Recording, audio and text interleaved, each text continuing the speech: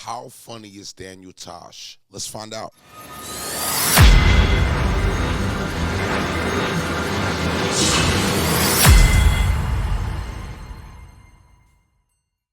Life is about perspective.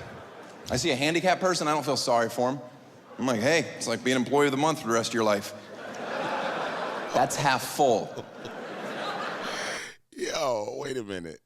I call him Mr. Out the Gate because he's always out the gate with the jokes. Right out the gate in the comments if you agree. Real quick, why are you a fan of Daniel Tosh? Why are you like Daniel Tosh? Have you ever seen a show? Tell me some stories about him. I'm just getting into him, and I need y'all to help me take the ride, okay? A pretty sweet parking spot. How'd you get it? He's like, bullet in the spine. I'm like, worth it. Low five. Roll it in. You don't go high five unless you have a hill and a ramp, then get a camera. That's going to be pretty exciting to watch. You can laugh at this joke. Handicapped people like it. And if they don't like it, turn their chair around. I don't give a shit. Yo, listen, he's savage.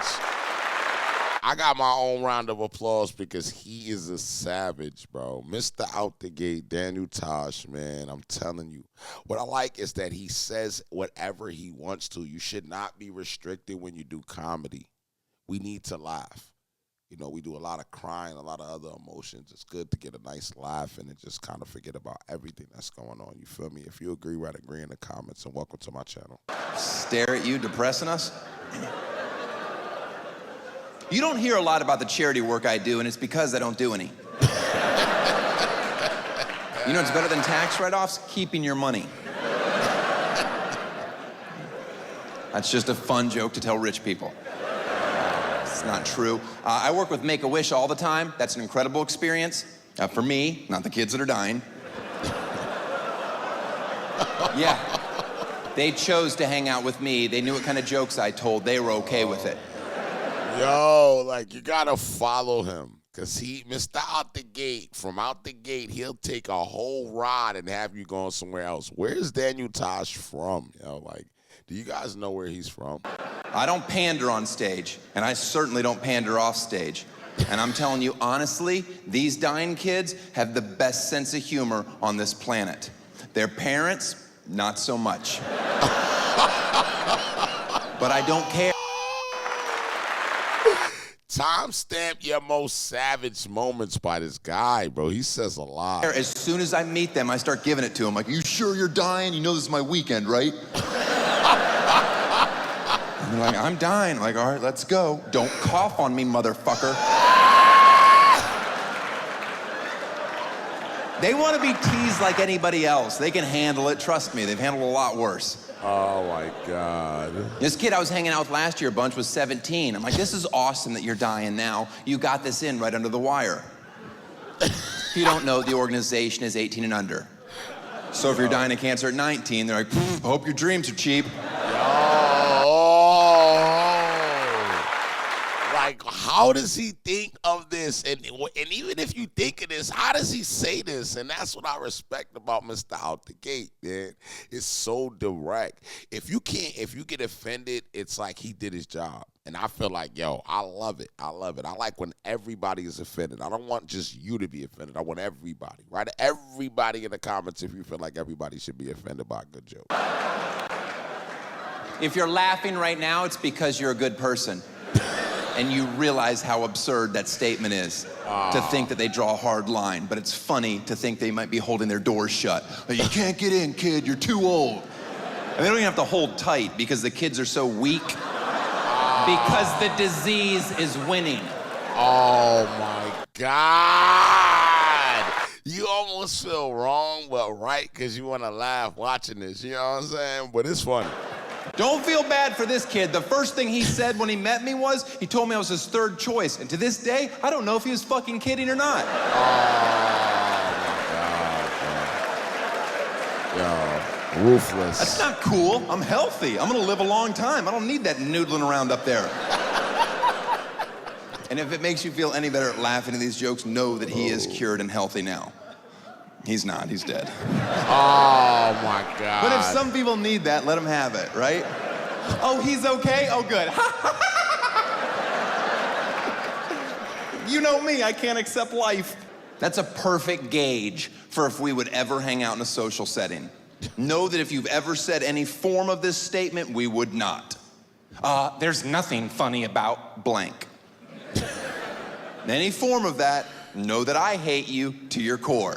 Yeah. I feel like everything has a sense of like a comedy spin. If you can't laugh about something, then it's like you're just too serious. Like, I agree with Daniel Tosh on that, and I feel like he represents a side of you that, like, you all have Daniel Tosh in your mindset. It's just, do you want to say it? And he says it.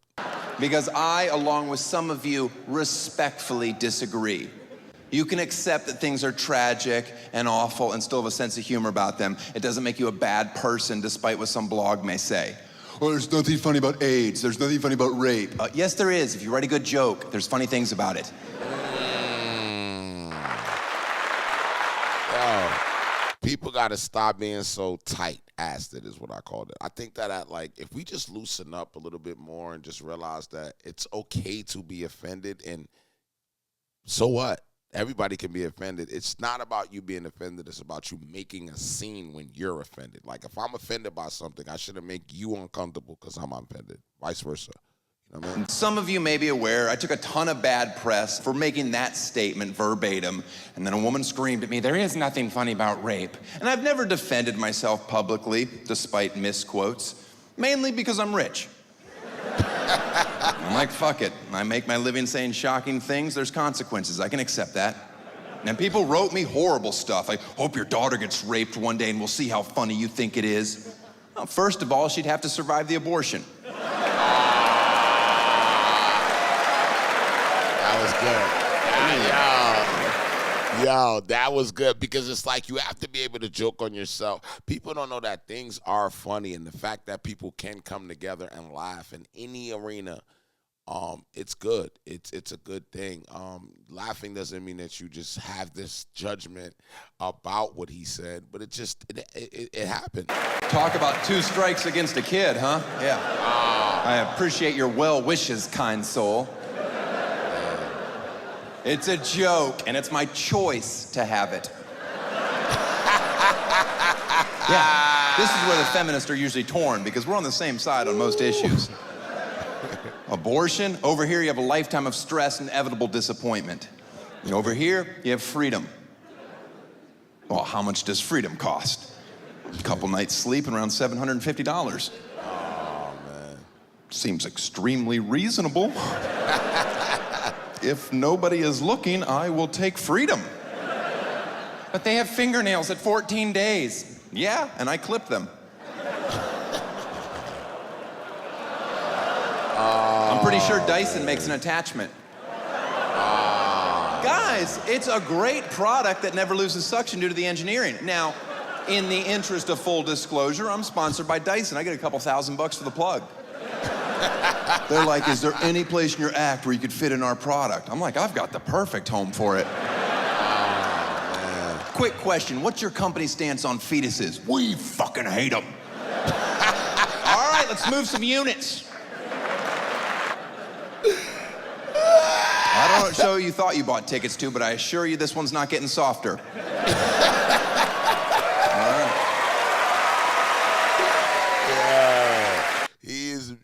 Infamous. Like, I love the savagery, and I think, like, if you all take a second out your day to get a little Daniel Tosh, you'll realize it's not that serious.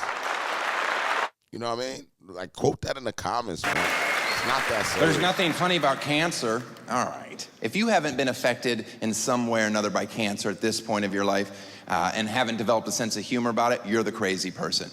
I saw a campaign in Phoenix where it says, we all been affected by cancer, you know what I'm saying? Like, we all have somebody. Can we actually get a F cancer in the comments? Can we get that? For monetization purposes, I don't want to just say it all the way, but just write that in the comments, y'all, because I feel like we all could agree on that. And I think the fact that he actually said what he said is like, everything can have a sense of a joke, because you need to bring light to dark situations. You know what I'm saying? For real, you really do. First thing you should do if you find out you have cancer is get a second opinion. Oh, really? The first thing? I was gonna cry for a bit, but all right. Let's make another doctor's appointment with somebody that probably can't see me for a few weeks. That has to be a fun time, just sitting around your house, praying to God your first doctor is an incompetent pile of shit. And you finally see him and he's like, yeah, she was spot on. You should have been getting this treated. You have cancer. What if he says you don't have cancer? What is it, 2 out of 3? When can I get some sympathy strange? That's what I'm looking for. Like,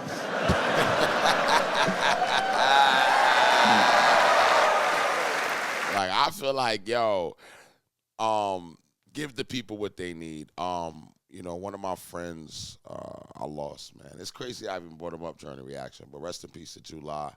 You know, he passed away from cancer, but, like, you know, he needed that. You know, he needed that. And I think that, you know, it's dope that he brings this stuff up, and even in the light that he brings it up, because it actually reminded me about him.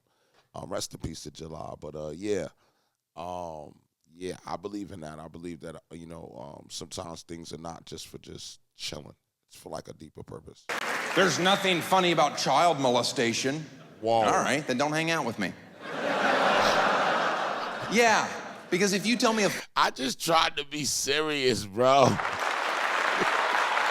Yo, I love this guy, man. funny joke about a priest diddling a boy, I'm not gonna be like, what is wrong with you? Don't you know how serious that issue is? I'm gonna laugh because I'm not 11 or Catholic. I don't give a fuck. I can separate between reality and jokes. Yeah. Who in here at one point in their life hasn't laughed at a Michael Jackson pedophile joke?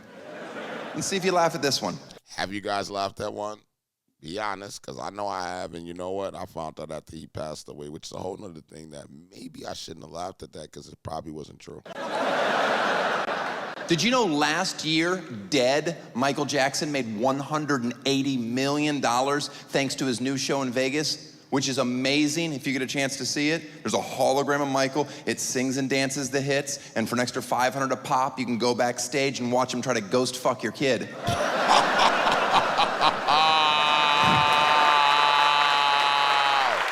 That might be the most ruthless one.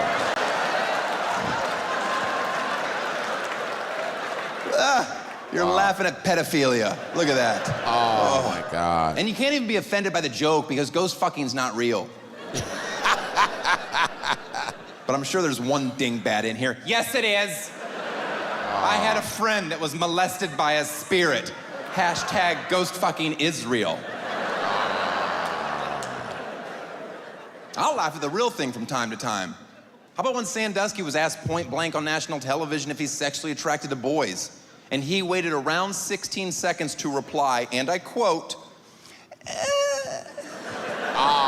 if you don't think I was at home pissing myself, like, did he just waffle on that softball question?